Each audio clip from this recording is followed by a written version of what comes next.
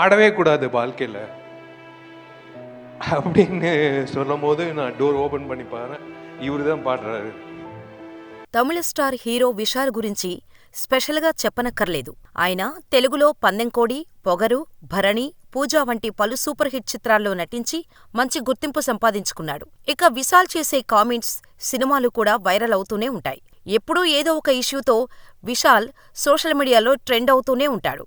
ఇలాగే గతంలో తమిళనాడులో థియేటర్స్ అన్నీ కొంతమంది చేతుల్లోనే ఉన్నాయని తమిళనాడు సీఎం కొడుకు మంత్రి ఉదయనిధి స్టాలిన్ కామెంట్స్ చేసి తమిళనాడులో కాంట్రవర్సీలకు కేరాఫ్ అడ్రస్ అయ్యాడు విశాల్. 2024 ఎన్నికల టైంలో ఏపీ పాలిటిక్స్ గురించి మాట్లాడి సంచలనం సృష్టించాడు.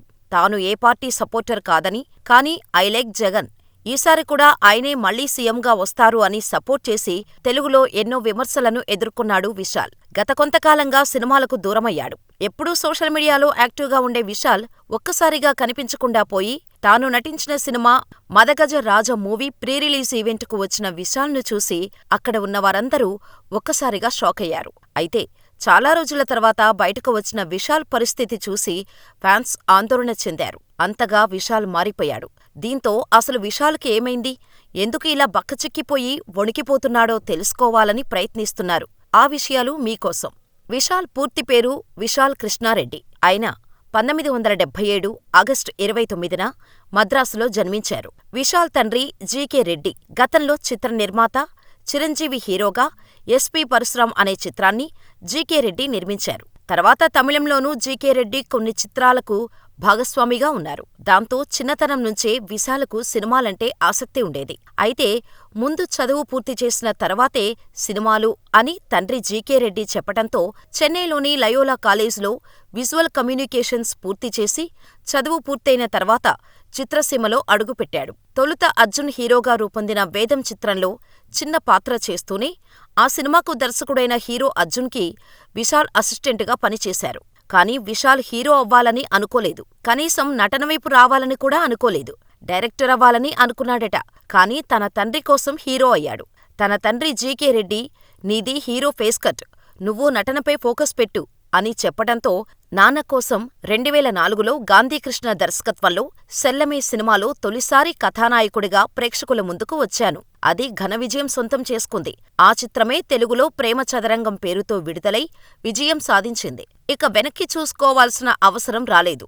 తర్వాత లింగుస్వామి దర్శకత్వంలో విశాల్ అన్న విక్రమ్ కృష్ణ నిర్మించిన సందేహ్ కోడి తెలుగులో పందెం కోడిగా విడుదలై విజయం సాధించింది. ఈ సినిమాతో తెలుగులోకి అడుగుపెట్టిన విశాల్ ఆ తర్వాత తెలుగు హీరోగా తెలుగు రాష్ట్రాల్లో గుర్తింపు తెచ్చుకున్నాడు. ఆ తర్వాత జీకే బ్యానర్ పెట్టి విశాల్ అన్న విక్రమ్ కృష్ణ నిర్మాతగా తరుణ్ గోపి దర్శకత్వంలో తిమ్మిరి అనే సినిమా తీశారు. ఈ సినిమా బ్లాక్ బస్టర్ హిట్ అయింది. తెలుగులో పొగరు పేరుతో డబ్ చేశారు. తెలుగులో కూడా ఈ సినిమా హిట్ అయింది. ఈ సినిమాలో విలన్ రోల్ చేసిన శ్రీయారెడ్డిని చివరి షెడ్యూల్ జరుగుతున్న టైంలో విశాల్ అన్నయ్య విక్రమ్ కృష్ణ పెళ్లి చేసుకున్నాడు. ఈమె ఎవరో కాదు, సలార్ మూవీలో వరదరాజమన్నార్ సోదరిగా రాధారామ పాత్రలో నటించిన తమిళ నటి శ్రీయారెడ్డి. ఆమె అప్పట్లో విశాల్ మూవీ అయిన పొగరులో పవర్ఫుల్ లేడీ విలన్ గా యాక్ట్ చేసి మంచి మార్కులు కొట్టేసింది. ప్రస్తుతం power star Pawan Kalyan OG pan India ప్రాజెక్టులో కూడా మరో పవర్ఫుల్ క్యారెక్టర్ చేస్తుంది. ఇదిలా ఉంటే పొగరు సినిమా తర్వాత విశాల్ శివప్పది గారం సినిమా చేశాడు. ఈ సినిమా డిజాస్టర్ అవటంతో తెలుగులో రిలీజ్ చేయలేదు. ఆ తర్వాత భరణి సినిమాతో వచ్చిన విశాల్ ఈ సినిమా సూపర్ హిట్ అవటంతో విమర్శకుల ప్రశంసలు అందుకున్నాడు. ఇలా సినిమాలు చేసుకుంటూ పోతున్న విశాల్ నట విశ్వరూపం చూపించిన సినిమా దర్శకుడు బాలా తీసిన అవన్ ఇవెన్, తెలుగులో వాడు వీడు. ఈ సినిమాలో విశాల్కి తన స్నేహితుడైన హీరో ఆర్య రికమెండ్ చేయటంతో ఛాన్స్ వచ్చింది. ఈ సినిమాలో మెల్లకన్నుతో విశాల్ తన నట విశ్వరూపాన్ని చూపించారు. కానీ సినిమాలో ఉన్న కొన్ని ఫైట్ సీన్స్ వంటి వాటి కారణంగా విశాల్కు చాలా దెబ్బలు తగిలాయి. దీనివల్ల విశాల్ ఆరోగ్యం చాలా విషయాల్లో దెబ్బతింది. అంతేకాదు, సినిమా అంతా కూడా మెల్లకన్నుతో ఉండటం వల్ల తీవ్రమైన కంటినొప్పి, తలనొప్పితో బాధపడ్డాడు. అయితే ఈ సినిమాకు మిశ్రమ ఫలితాలు లభించాయి. కానీ విశాల్ నటనకు మాత్రం మంచి గుర్తింపు లభించింది.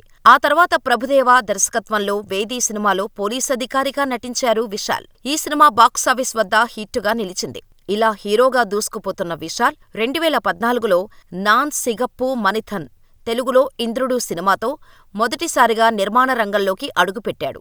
ఈ సినిమాలో నర్కోలెప్సీ అనే మానసిక సమస్యతో బాధపడే పాత్రలో నటించాడు. ఇలా ఈ సినిమాతో విశాల్ ఫిల్మ్ ఫ్యాక్టరీ పేరుతో ఓ బ్యానర్ ప్రారంభించి దానిపై అనేక చిత్రాలను నిర్మించాడు. పాండ్యా నాడు తెలుగులో పల్నాడు, కథాకళి, తుప్పరివాళన్ తెలుగులో డిటెక్టివ్గా రిలీజై సూపర్ హిట్ అయింది. ఇరబ్బు తిరై తెలుగులో అభిమన్యుడు, వీరమే వాగే సూదం తెలుగులో సామాన్యుడు సినిమాలను నిర్మించి వీటిల్లో హీరోగా నటించాడు. ఆ తర్వాత విశాల్ డిఫరెంట్ కాన్సెప్ట్తో లాఠీ మూవీతో ముందుకు వచ్చాడు. ఇందులో ఆయన ఓ పిల్లాడి తండ్రిగా పోలీస్ కానిస్టేబుల్గా కనిపించాడు. కానీ సినిమా పెద్దగా ఆడలేదు. ఆ తర్వాత విశాల్ ఎస్.జె. సూర్య కాంబినేషన్లో మార్క్ యాంటోనీ వచ్చింది. టైమ్ ట్రావెల్ కాన్సెప్ట్తో వచ్చిన ఈ సినిమాలో విశాల్ నటనకు, ఎస్.జె. సూర్య నటనకు మంచి పేరు వచ్చింది. గ్యాంగ్స్టర్ డ్రామాకి టైమ్ ట్రావెల్, సైన్స్ ఫిక్షన్ అంశాలను జోడించి కమర్షియల్ హంగులతో ఈ చిత్రాన్ని దర్శకుడు అదిక్ రవిచంద్రన్ తెరకెక్కించటంతో టైమ్ ట్రావెల్ టెలిఫోన్ సహాయంతో గతంలోకి వెళ్లిన తర్వాత ఎస్.జె. సూర్య పండించే కామెడీ సినిమాకు ప్లస్ అయింది. ఎలాంటి సాగదీత లేకుండా కథ స్పీడ్గా ముందుకు సాగటంతో సినిమా సూపర్ హిట్ అయింది. ఆ తర్వాత రత్నం అనే మూవీతో కనిపించాడు విశాల్. రత్నం తర్వాత మరే సినిమాలోనూ కనిపించలేదు విశాల్. ఈ సినిమా తర్వాత విశాల్ చాలా వివాదాల్లో చిక్కుకున్నారు.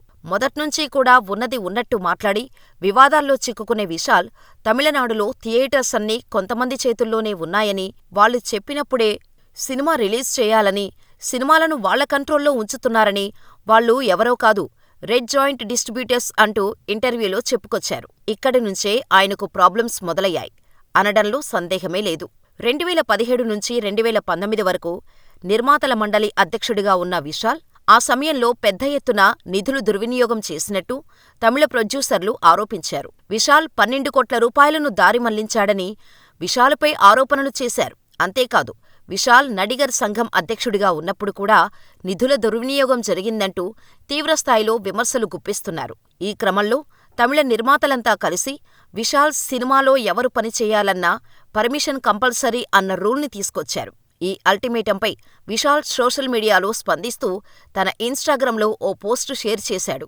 ఇది మీ టీంలోని వ్యక్తి మిస్టర్ కతిరేషన్తో కలిసి సమిష్టిగా తీసుకున్న నిర్ణయమని మీకు తెలీదా?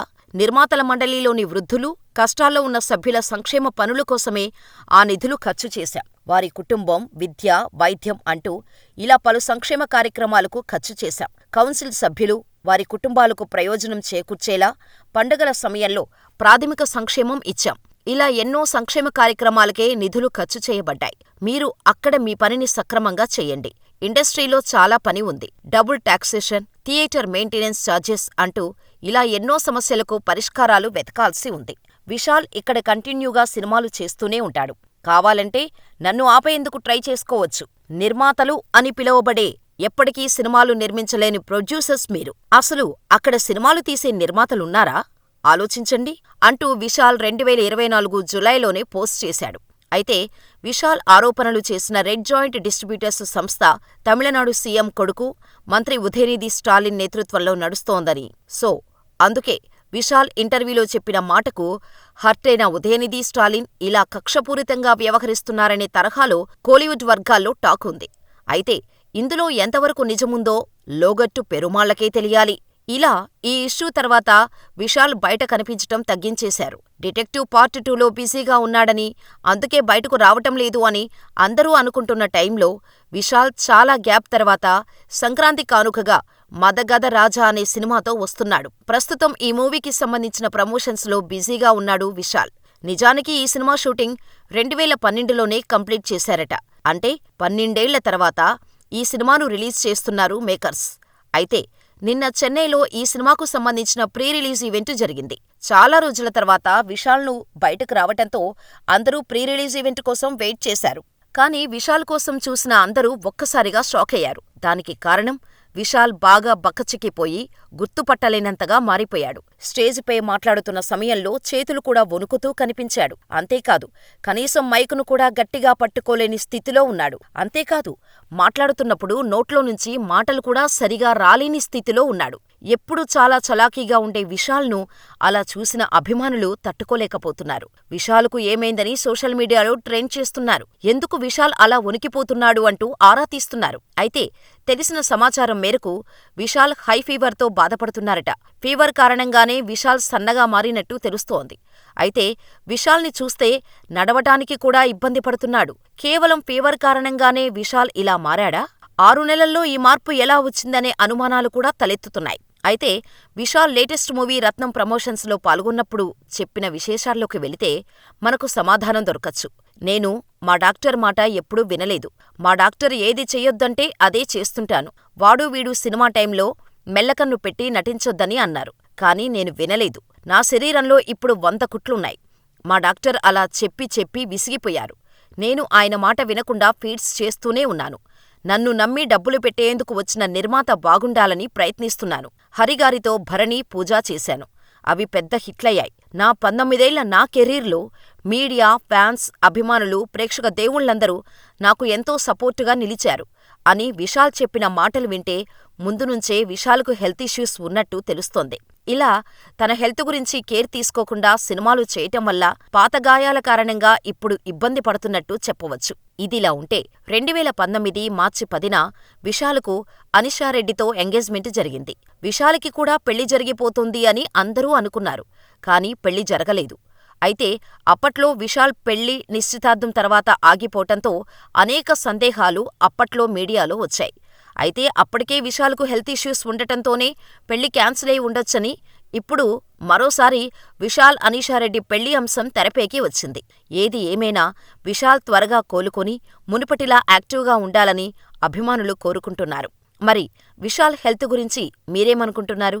సినిమాలో స్టంట్స్ చేసి తన ఆరోగ్యాన్ని సరిగ్గా పట్టించుకోకుండా ఉండటం వల్ల ఈ పరిస్థితి వచ్చిందని అనుకుంటున్నారా? లేదా విశాల్ హై ఫీవర్తో ఇబ్బంది పడటం వల్లే ఈ పరిస్థితిలో ఉన్నాడని అనుకుంటున్నారా? మీ అభిప్రాయమేంటో మాకు కామెంట్ చేయండి. విశాల్ తన పరిస్థితి నుంచి త్వరగా కోలుకోవాలని దేవుడిని ప్రార్థించండి.